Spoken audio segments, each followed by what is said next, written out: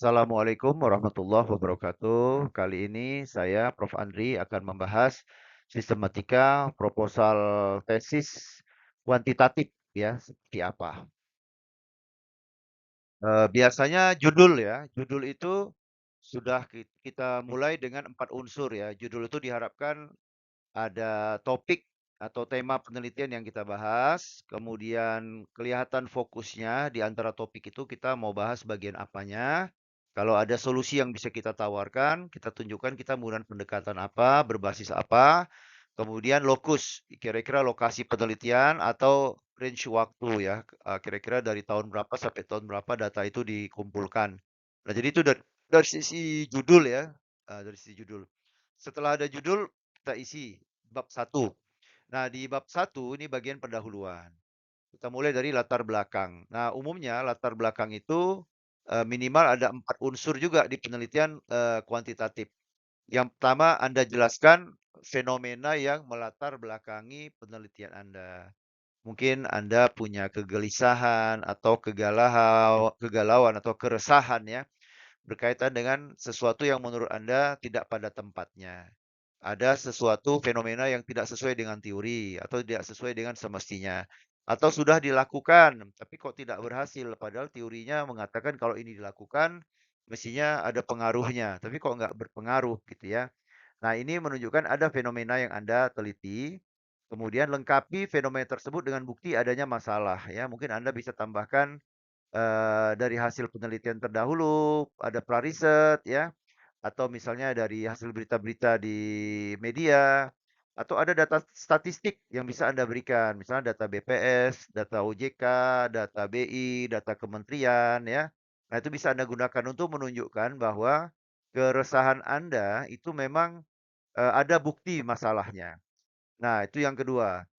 Yang ketiga, Anda tunjukkan adanya kesenjangan dari penelitian sebelumnya. Ya, Anda kumpulkan literatur-literatur peneliti-peneliti yang sudah membahas topik atau tema yang sama dengan keresahan Anda. Ya, si A sudah menulis tahun sekian tentang ini, si B sudah menulis tahun sekian tentang ini juga, si C sudah menulis tahun sekian tentang ini juga gitu ya.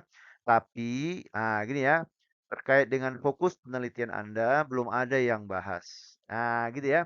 Sehingga Anda melakukan identifikasi bahwa sekian banyak masalah yang terjadi, tapi untuk yang fokus terhadap masalah saya ini belum ada. Nah, setelah itu Anda perkuat lagi dengan kira-kira kenapa penelitian ini penting untuk Anda lakukan, ya, Anda kuat di situ. Jadi pertanyaan penelitiannya Anda pertegas, termasuk urgensi penelitian atau kenapa penelitian itu penting untuk Anda lakukan. Nah, itu isi dari latar belakang masalah ya. 4 fenomena, bukti adanya fenomena tersebut, eh, gap riset yaitu sudah ada penelitian yang membahas tapi terkait fokus penelitian Anda belum ada. Baru yang keempat, pertanyaan penelitian Anda pertegas, kemudian kenapa penelitian ini penting. Kemudian Anda masuk ke satu dua rumusan masalah. Di sini Anda formulasikanlah pertanyaan penelitian secara jelas dan spesifik ya berdasarkan latar belakang yang tadi sudah Anda susun. Kemudian tujuan penelitian menjawab rumusan masalah. Jadi kalau rumusan masalah ada 4, tujuan penelitian ada 4. Kalau rumusan masalah ada 6, maka tujuan penelitian Anda juga ada 6.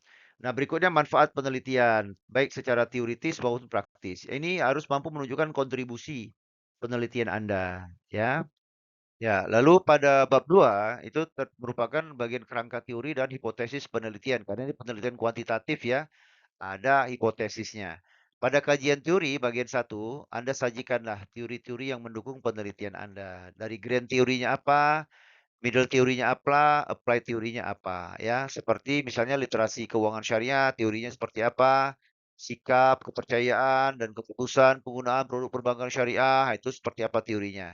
Jadi mulai dari Y-nya dulu. Kalau Anda penggunaan kuantitatif mulai dari Y-nya dulu, baru X-nya berikutnya.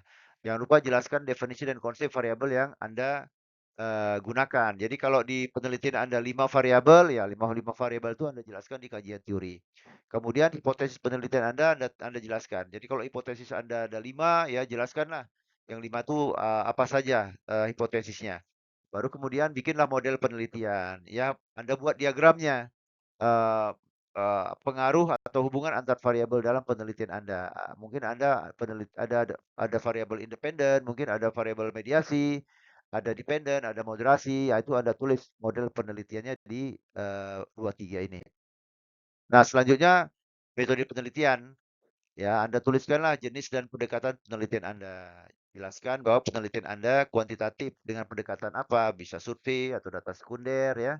Kemudian populasi dan sampel. Kalau kuantitatif dia menggunakan populasi dan sampel karena dia melakukan generalisasi ya. Kalau dia kualitatif tidak. Jadi di sini uraikanlah populasi penelitian. Misalnya nasabah perbankan syariah di Sumatera Utara, di Kota Medan, di Indonesia. Kemudian metode pengambilan sampelnya seperti apa? Dari populasi itu sampelnya berapa? Jadi dia harus bisa dipercaya. Anda bisa gunakan rumus ya. Misalnya Anda menggunakan metodenya purposive sampling dengan rumus Slovin. Kemudian yang ketiga, bagaimana Anda melakukan teknik pengumpulan data ya. Jelaskan metode pengumpulan data Anda seperti apa. Misalnya kuesioner dengan menggunakan skala Likert ya, masih jelas dia. Kemudian yang keempat, teknik analisis data yang Anda lakukan seperti apa ya. Misalnya Anda menggunakan teknik analisis dengan uji validitas dan reliabilitas, lalu menggunakan SAMPLS ya, menggunakan uji Sobel misalnya untuk efek mediasi dan lain sebagainya. Jadi ini sangat tergantung kepada teknik analisis data yang Anda gunakan apa, tapi Anda harus mampu menjelaskan teknik analisis data yang Anda gunakan dalam proposal tesis Anda.